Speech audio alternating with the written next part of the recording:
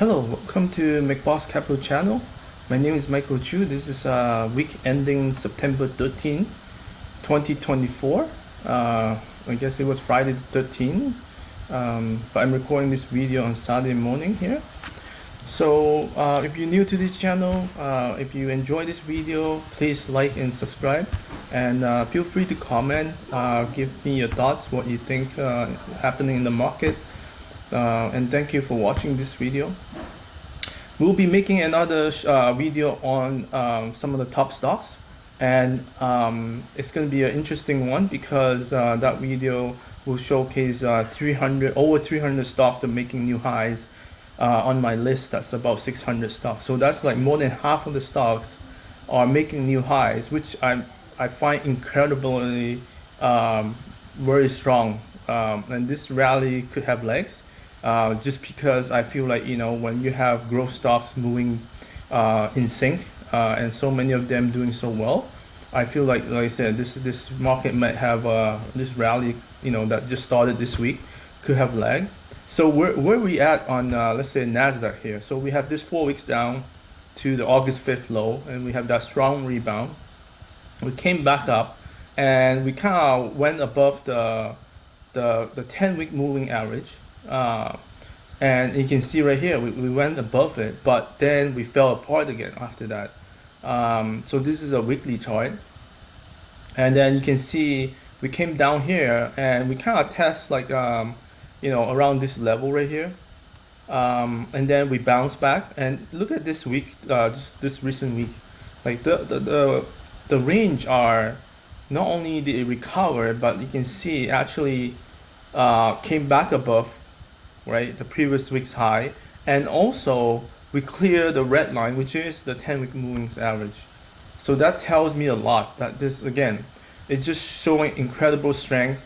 We also have higher volume now. Last week we only have 4 days, so it's not fair to compare that, but nonetheless, we're seeing, like I said, many stocks hitting new highs, and so that's a good sign.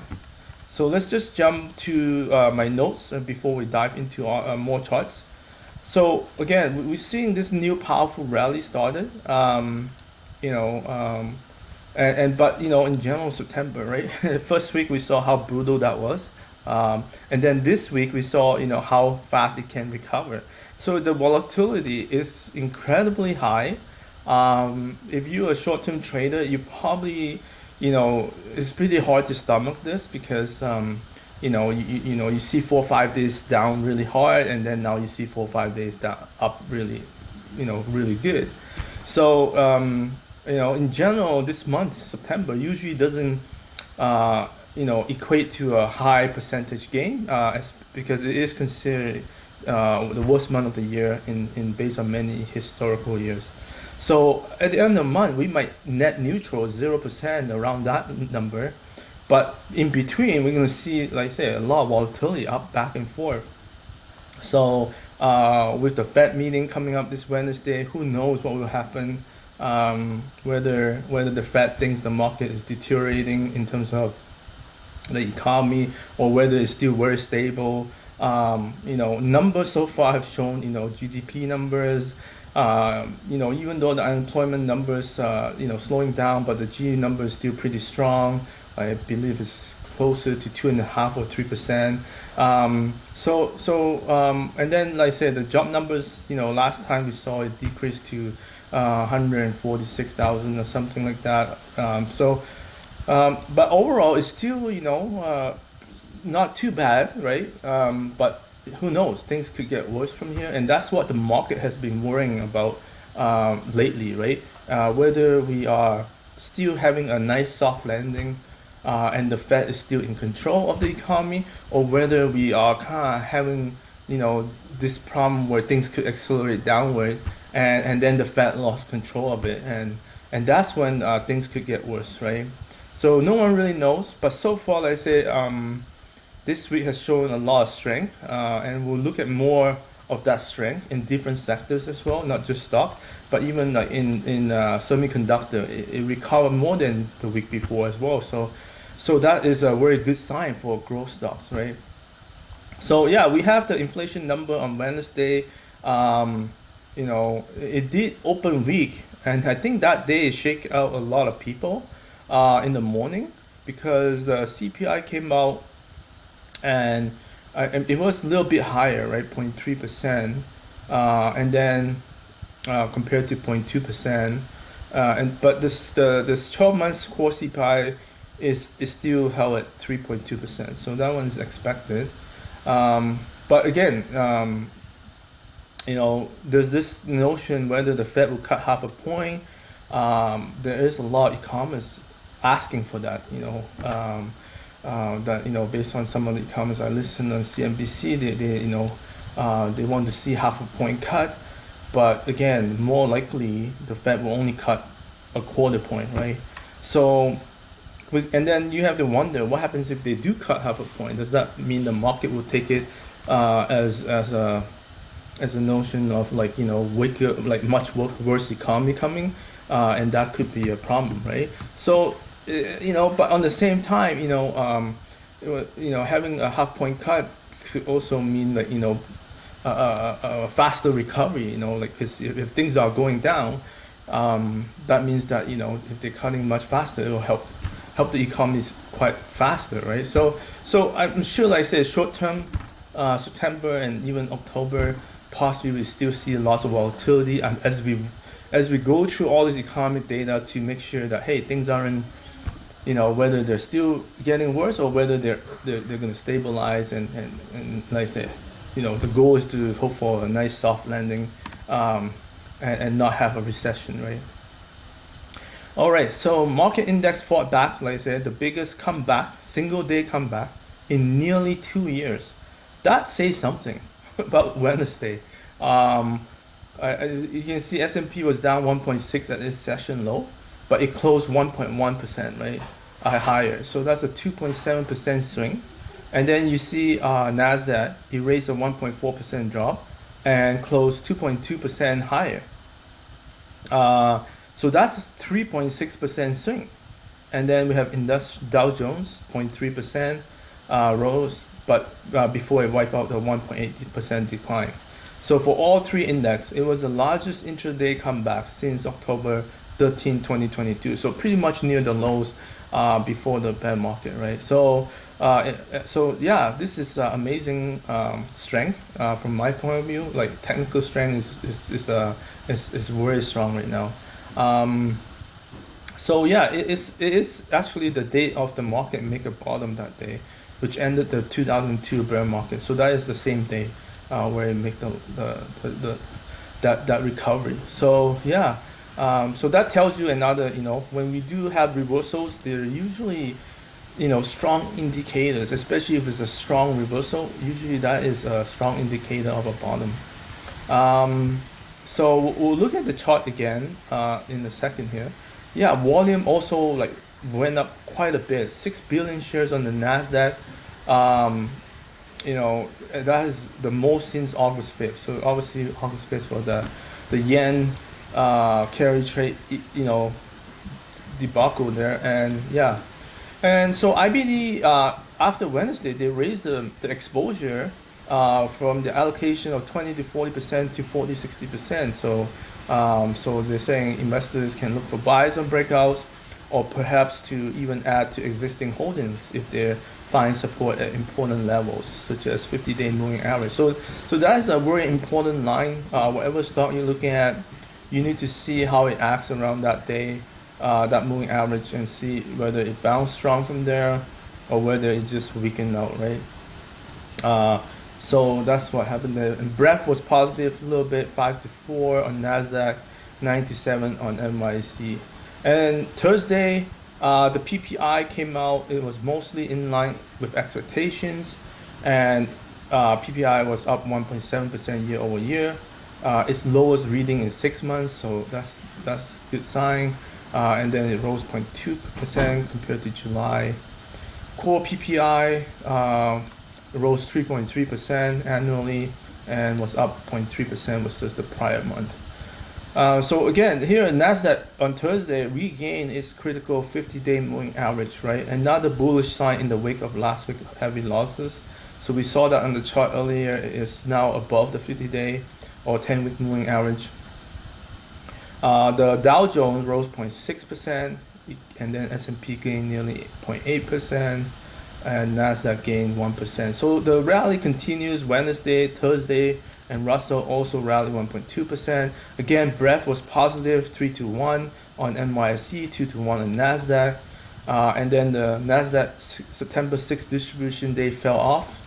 So I believe now is at 4 distribution days. It was 5 previously. So that's also another good sign because it has moved 5% above that closing price of the distribution day. So it's no longer relevant. Again, we already talked about this. Nasdaq claimed the 50-day moving average.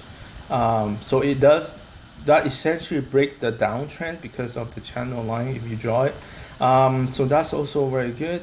And then again we have, and then on Thursday it raised the exposure again from 40 to 60 to now 60 to 80. And now, again, investors now can add more stocks as the market leaders offer new entries. Decisive rebounds from 50-day lines and breakouts past correct entries are good opportunities to put some capital to work. So yeah, it's continued to build momentum on this rally, and now Nasdaq, S&P are now above 50-day moving average. After falling below it, right? So all the index are acting pretty well. And then on Friday we had another solid session, right? Rising 0.7% on Nasdaq, and the whole week it gained 6%, which is like one of the best of this year. But right now in terms of September, it's just at 0.2% gain. Again, most likely September we're going to end up flat. So like I said, we expect more volatility, and so that is at least like I said, we can recover most of actually more than last week's loss. So that's a really good sign. Again, S&P clear the 50-day here as well. So now it's a lift of 4%. Mean it's still losing 0.4% for the month for S&P. Advances lead decliners by more than 5-1 on NYSE, and by 3-1 on the Nasdaq. So again, breadth continues to expand, a very good sign for the general market. Volume is slightly lighter on Friday than Thursday. Dow Jones rose 0.7%, and wow, it actually popped 2.6% for the week. So it's actually a big gain, and now sits at all-time high level. So Dow is acting the strongest right now, it looks like. We'll look at the chart in a second. Small caps rally furiously, right? With the Russell jumping 2.5% on Friday. That's amazing. It recaptured the 50-day line. And growth stocks also pop. IBD 50 ETF rally 1.7% Friday. It's still below the 50 days, so we need to see that happen. And stocks, overall was, this week was bolstered by benign inflation data, import prices data for the cooling thesis on Friday, with it falling 0.3% last month, compared to a decline of 0.2% previous month. That's the expectation, sorry. And then it compared to July's 0.1%, right? So yeah, prices are falling in the import level. Stock market rally had a dramatic review, best weekly gains to reclaim. So this is pretty much the same message here. S&P and Dow Jones are now close to all-time highs. And this is the important part. Large number of leading stocks flash buy signals. Investors are upbeat about Fed rate cuts and AI, the two big catalysts for the stock market rally this year. NVIDIA Jensen Huang said demand for the company's AI chips is incredible, and production of its next generation Blackwell chips in full swing. Nasdaq stocks surge, lifting order AI plays and the broader market. So I think he did like a 8-minute interview on CNBC outside. I can't remember which building he's at. When he met with the government. So, and he talked a lot about this. Yeah, he seems super excited. And obviously NVIDIA recover quite a bit. We'll look at the chart, but very important things. So lots of things happening. Again, we're probably going to continue to see volatility. I cannot emphasize that. So be very careful jumping both foot in, especially after a 4 or 5 day rally. I'm not surprised to see another one big down day like this coming week. So be it's kind of a tough market to trade on because you have to be quick on your feet and be careful when try not to yeah, it's just really tough right now. So either you got in on Wednesday on the rebound or Thursday, the latest. If you buy on Friday late afternoon, it's a little bit like I said. Right now we feel a little bit extended on many stocks. Of course, there's still many stocks breaking out, so those are probably better. But a lot of traders right now also say on IBD Live that they don't want to buy on breakouts just because it could pull back. To each his own. So manage your risk properly. But there is a lot of setups, right? That's what I like about this rally so far, especially with this week. It just recovered so fast. As I mentioned, over 300 stocks on my list make new high. I still cannot believe it. We're gonna go through that in the next video. Please make sure you try to follow that. Next week, we have retail sales report Tuesday. This is the final economic report before Wednesday when the Fed announced their decision. So if this drops a lot, obviously that could have an impact. But most people think that it won't be big enough to impact their decision on Wednesday. So which is most likely a 0.25% cut. But we also have housing data, Fed manufacturing survey on Thursday. We have some earnings coming out. FedEx, Leonard, and GIS. Other than that, that's really what we're looking forward to. So if the market can withstand the Fed decision on Wednesday, I think we will probably continue to rally. But again, who knows? September is a very challenging month because so many people are talking about that. It almost seems like it's discounted already. So who knows? Maybe we have a positive month, right? A really good positive month. We won't know. But for now, let's just go with the flow. I feel like I said, there's lots of good things happening. You can come back to the charts and look at S&P. Now it's very similar. You have this 4 weeks down pattern, and then we bounce back. And remember, we talked about this last week, how it bounced back. No, 2 weeks ago, and then it fell on this breakout right here. It couldn't break out. Like I was really hoping it would break out. It didn't, and then we fall back really hard. And that was the scary first week of September. But then this week we kind of pretty much recover, and again we went back above the red line, which is very critical. That's the 10-week moving average, or if you look at the daily chart, that's the 50-day moving average. Here you can see this was the previous high.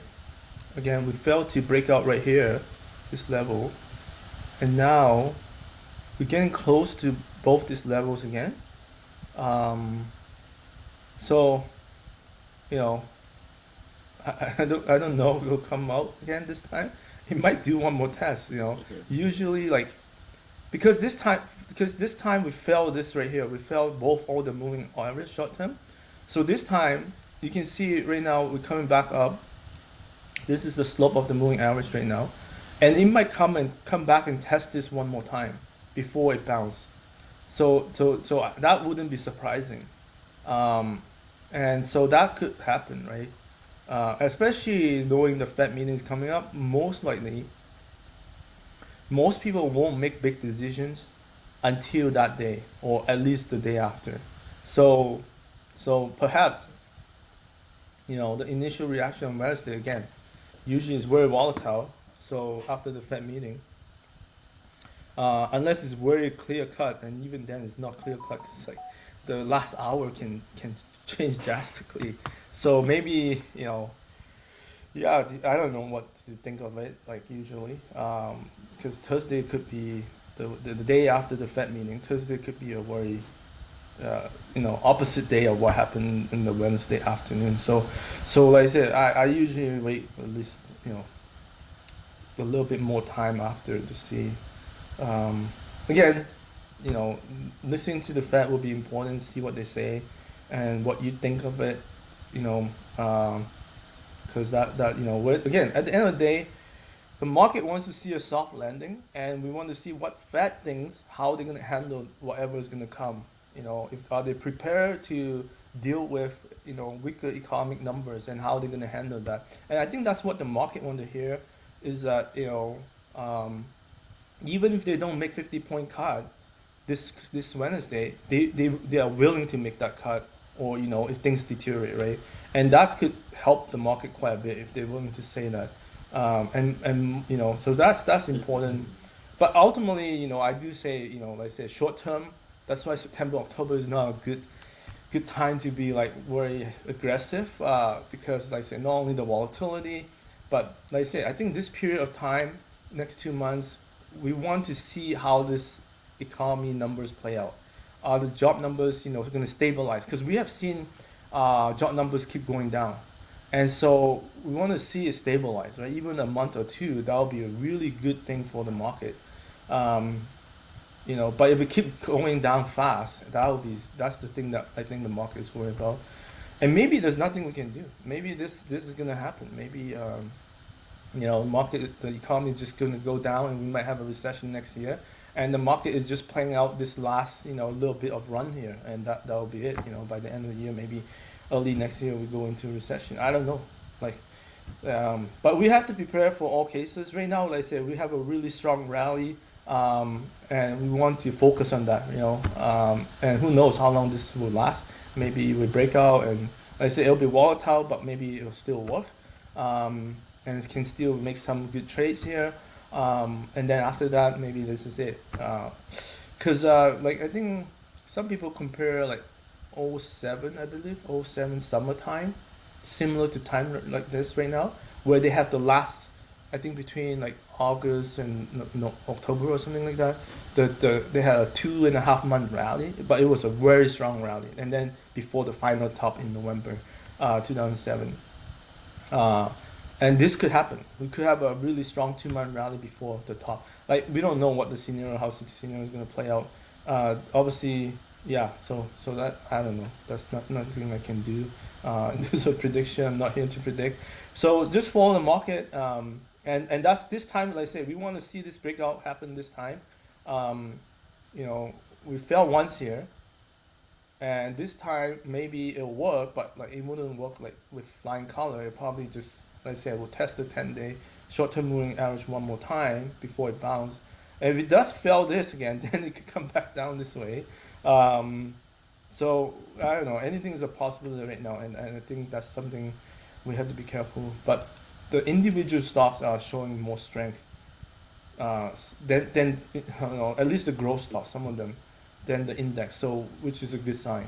Um, but anyhow, so that's that. I think I've spent a lot of time on this already. So let's look at Dow. So Dow, I think is the strongest, right? I think. Well, S&P is strong, but Dow. Yeah. See, look at Dow. Dow has a new closing high. I believe. Let me see. I can't tell. It's very close. It's very close to this day right here. But I think it is a closing high. Yeah, it looks like it is. Okay. So that's a good sign. Um, you know, like Dow bounced back really fast. Like you see, Wednesday, there's a difference between Dow, Russell, and S&P and Nasdaq.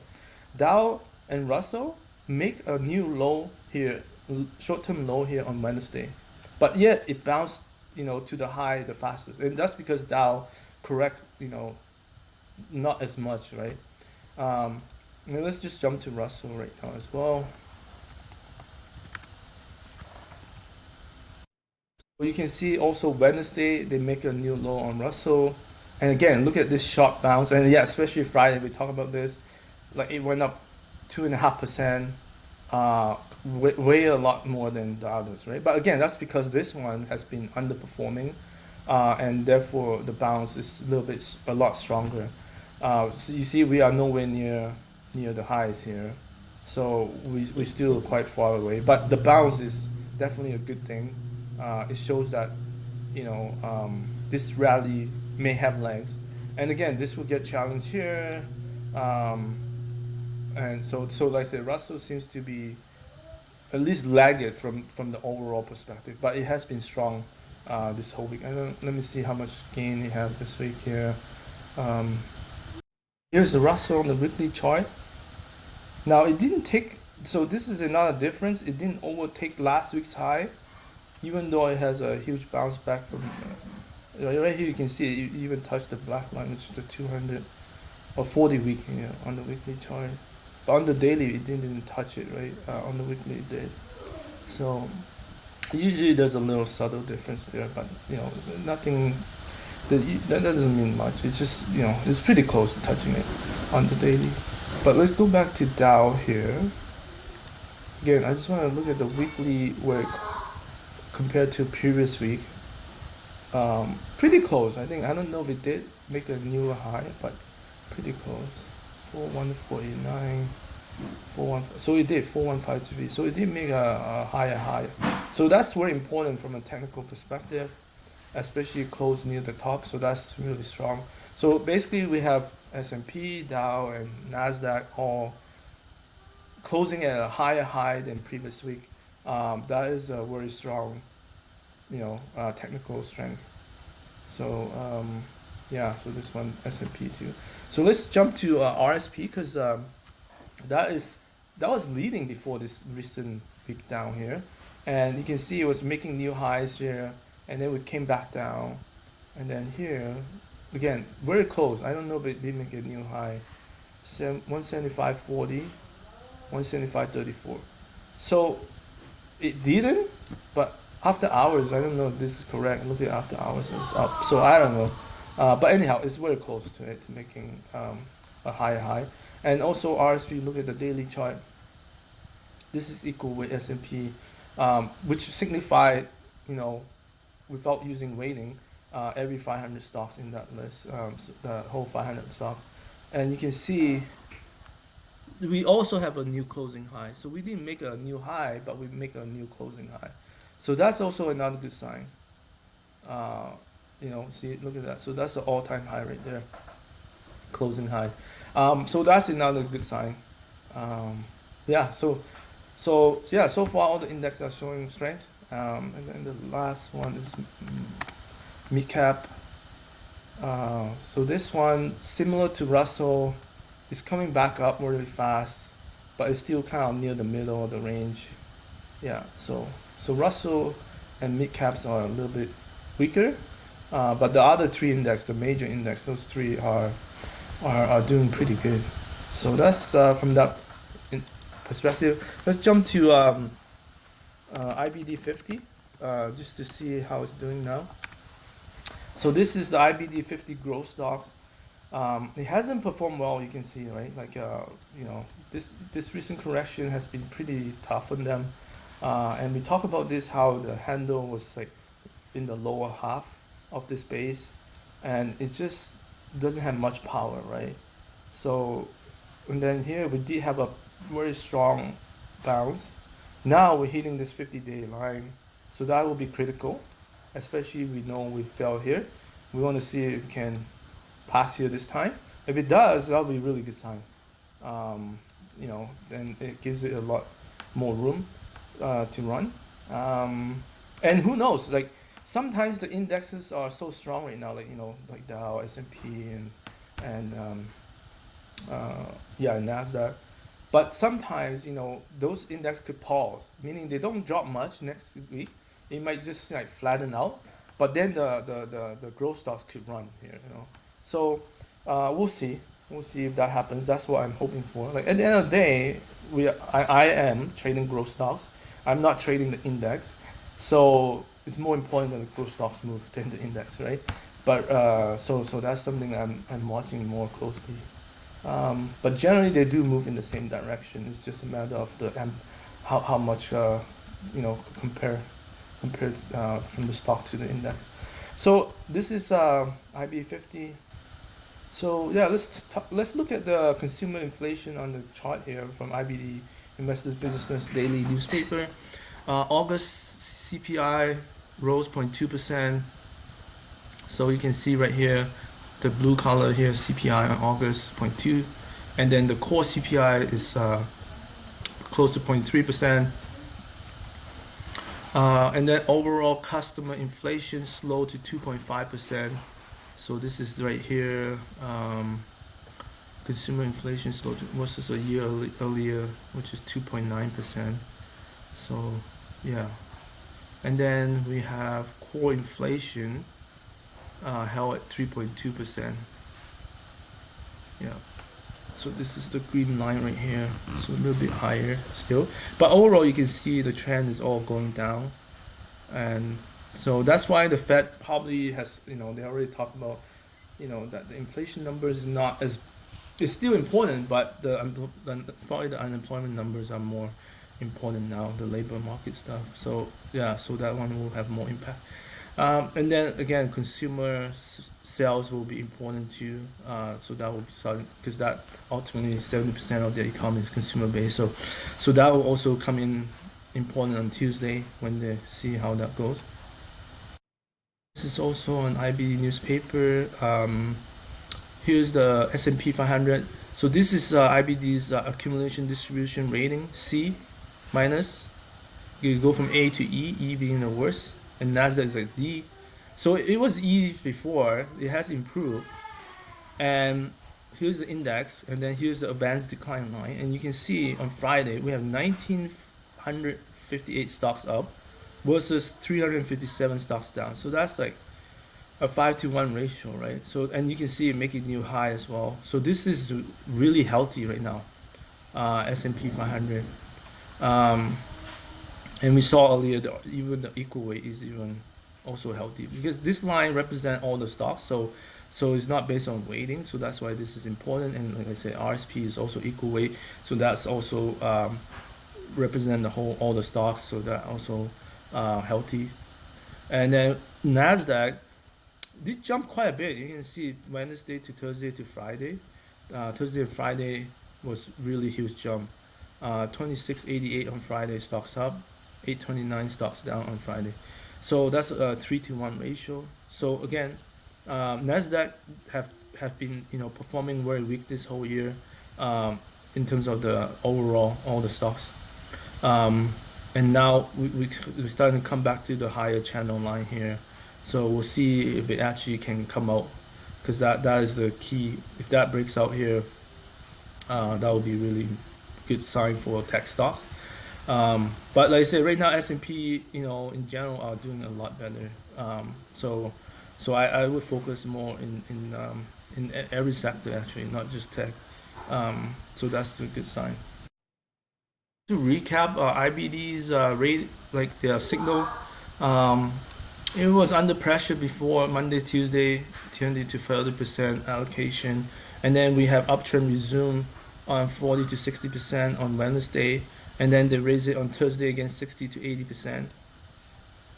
And again, the highlight here is Nasdaq regained 50-day line here on Thursday, and you see the number of stocks being accumulated here has improved significantly on Thursday, Friday compared to distribution. And then the industries here, industry groups also improved 4150 and versus 28 and 15 here. And then on the sector side, you can see also we started to see some green positive. So this is net accumulation minus net distribution, and that gives you the number here.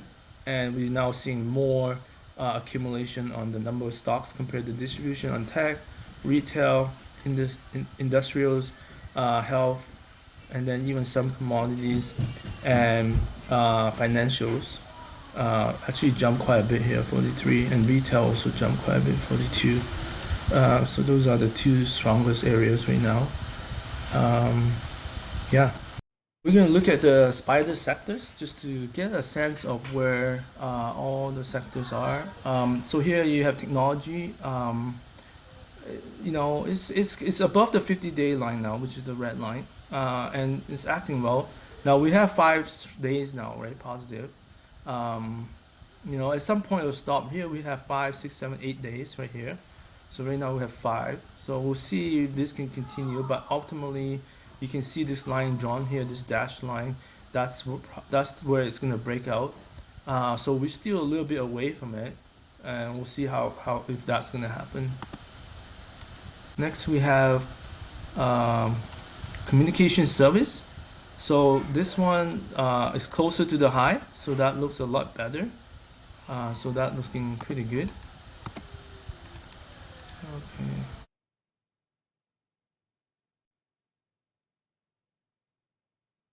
Next we have retail. So retail, we did come back on Friday as we saw earlier on my previous screen, but it's still near the 50-day, in the middle ground of this space here. So it's not the strongest. But if we look at the discretionary, wow, look at the discretionary. It has moved up quite a bit, and you can see it's much higher than the 50-day now, the red line. And again, it's near the high. So this is, I think we need to look at this more. So this is a good sign. Discretionary, consumer discretionary is doing well. That represents growth area usually. Yeah. And then on the staples, like, the market has been so defensive, right, since mid-August or even August. And this continue to make new highs here. So that's very interesting. Industrials, yeah, look at this. We have a new closing high. So that looks really good. Materials is coming back to the top of the range here. Utilities, here you go. Again, very defensive sector, but still doing really well. Again, this sector is probably the toughest to gauge because there's lots of power stocks in there, and because of AI, the power thing is getting more and more pronounced in terms of they need more power in the future, and that's why this could be really good sector to be in because you have both defensive and also the ability to grow, right? So that's a very strong sector. Healthcare. It's kind of taking a backseat right now. You can see it's just not moving as much as it should, right? So yeah, it had a nice run here, but then this bounce to me looks a little bit weak, and the volume is kind of lower and lower. That's not a good sign, especially on those up days. Energy, yeah, this one definitely getting hurt the most recently. Yeah, oil price has been dropping. It did bounce a little bit this by that Thursday, Friday, but it looks like it's still getting on a downtrend right there. And then financials, they got hit hard as well this week, right? We saw the news about, I think Ali, ALLY was the symbol, came out and lowered their guidance due to more probably, I don't know, if it's loan losses or something like that. But anyhow, they lowered their guidance, and that hurt the whole financial sector, and you can see this is also weak, right? The bounce here. So, and then we finally have real estate, also another defensive area. This one again also hitting new high. So it's fun. It's weird how all the defensive sectors keep hitting new highs. That is a little bit scary because that could be a sign of recession to come. But we don't have a recession, so why are these stocks why are these groups hitting new high? So that's really weird. I don't know. Okay, we're gonna look at the mega cap 7, but before that, let's jump into the tech area, semiconductors, SMH. And this did recover, but we're still having a downward slope line on the 50-day, so still consider a downtrend.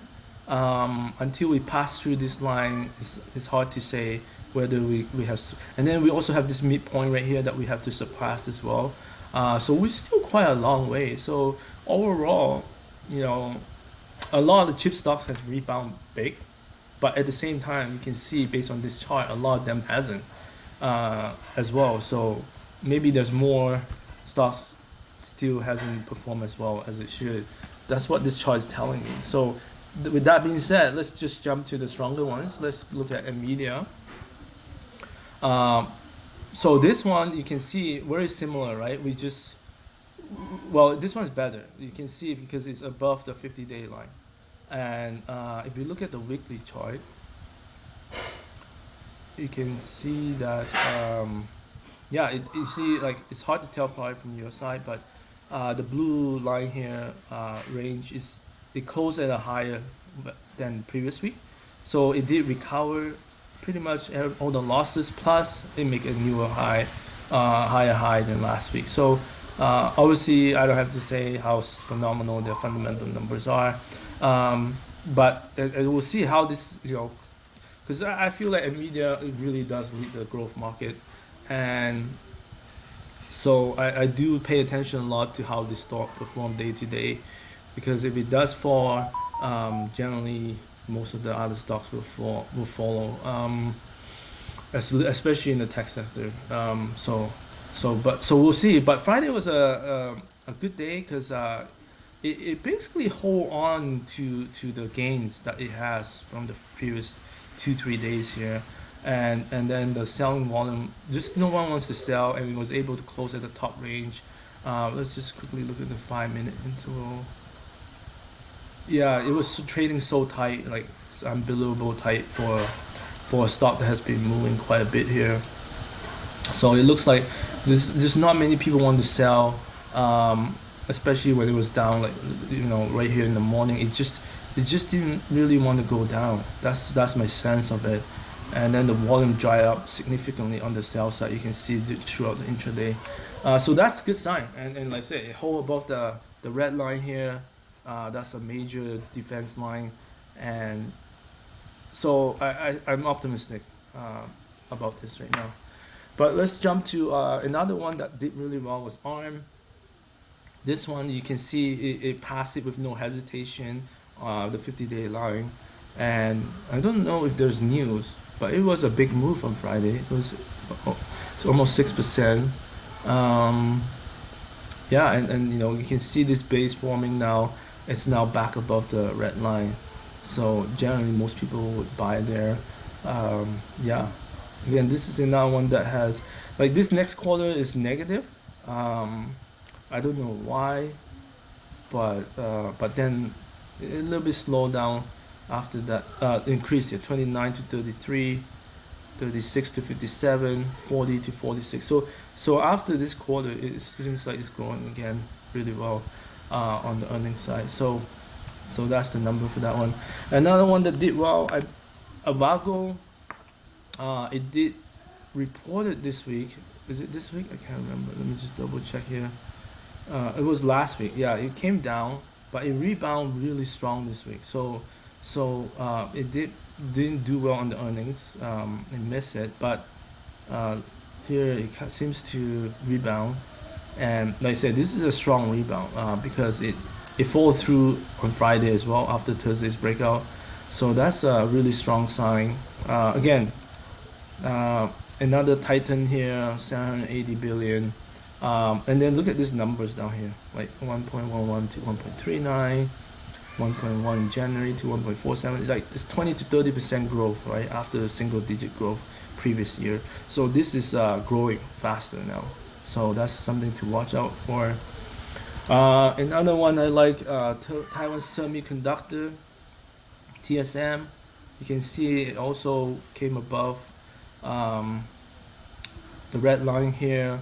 If we go down here, you can see the numbers also growing really fast, 30 to 40% on the 890 billion. So this is something that I feel very phenomenal because these are the big chips area, and they're all growing very fast compared to previous years data, right? And so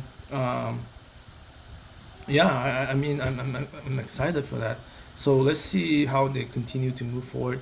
Of course, this chip stocks are usually not cheap, but so is any chip stocks in the previous cycles, like in the 90s as well, right?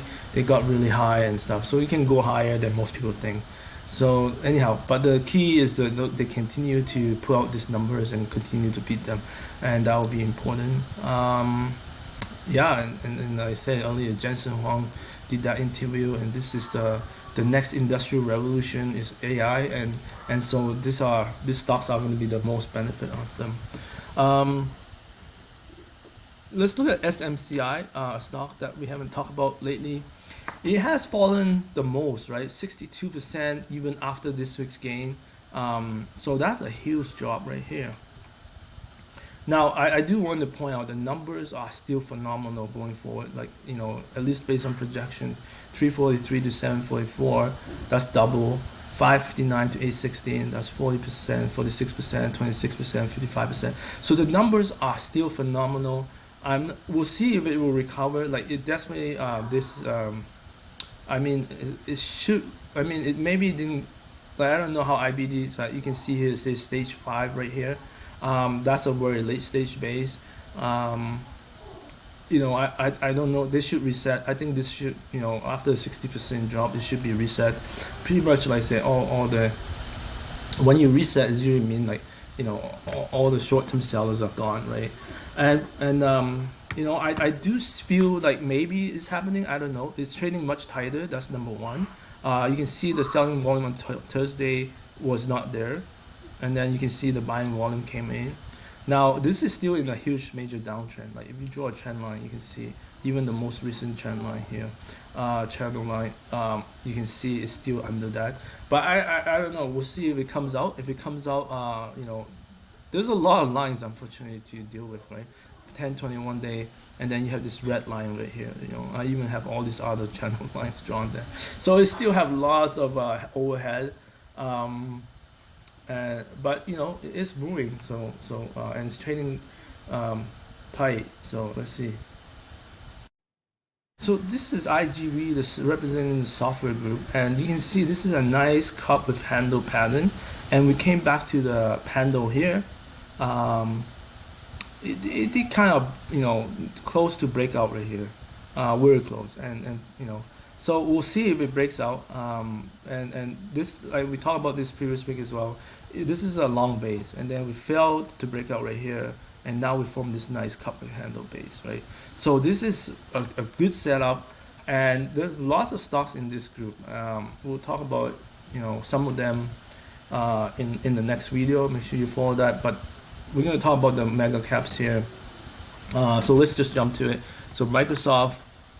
Now this one came back above the red line, which is the 10-week moving average. So that's really good sign. Because this one has been kind of not making much move, and then this right now this move is really strong. It just came. And I like to see that when they move above like a key moving average without hesitation. I love that.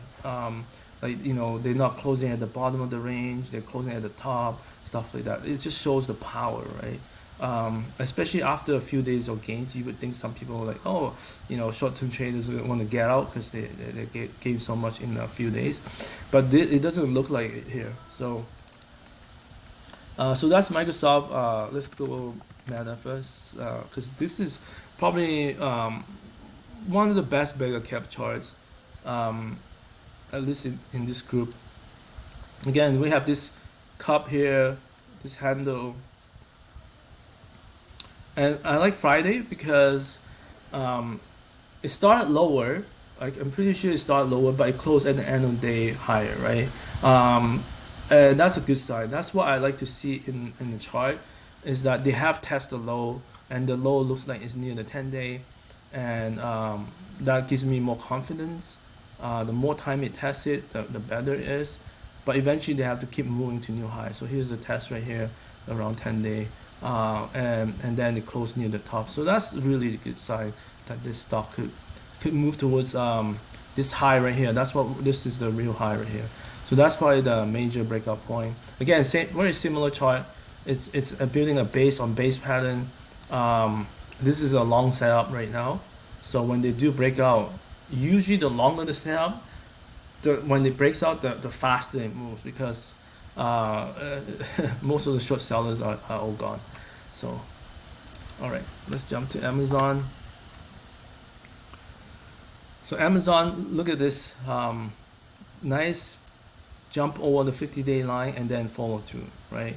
No hesitation. That's what I like. And then on Friday, it pulls back a little bit, make a new high, pulls back a little bit. Very tight closing price compared to the previous day. This is to me a positive sign.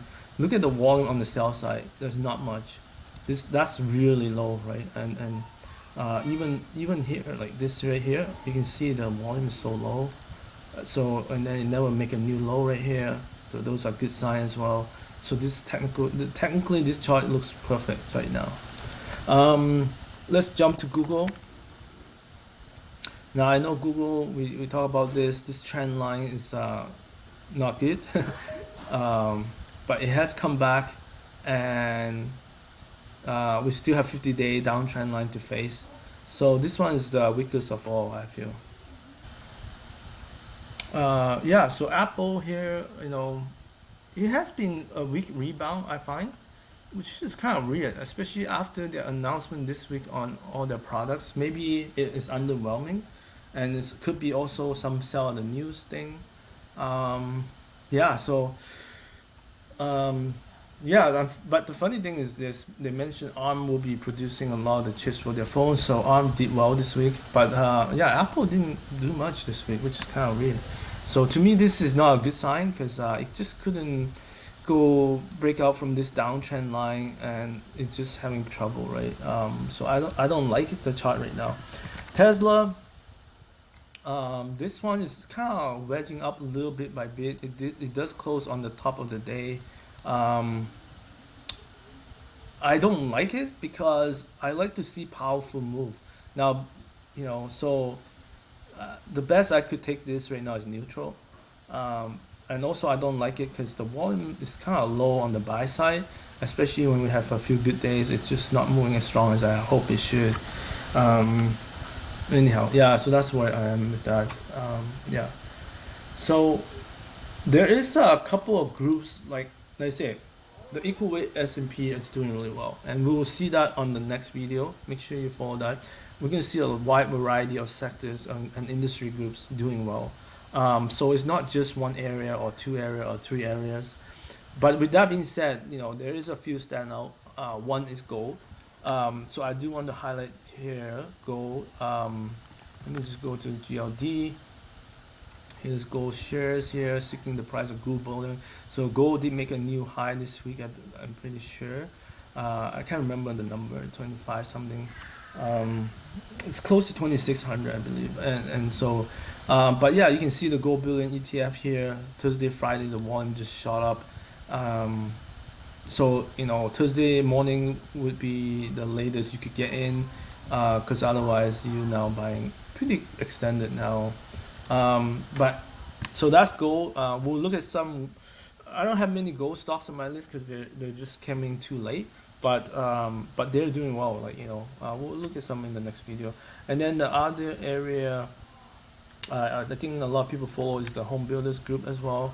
Again, same thing. This one bounced a little bit late on Thursday and Friday. It reversed on Wednesday. But yeah, so this one also starting to do better. But like I say, overall, many groups are doing really well. Yeah. So thank you for watching this video. Please follow my next video and like and subscribe. Thank you.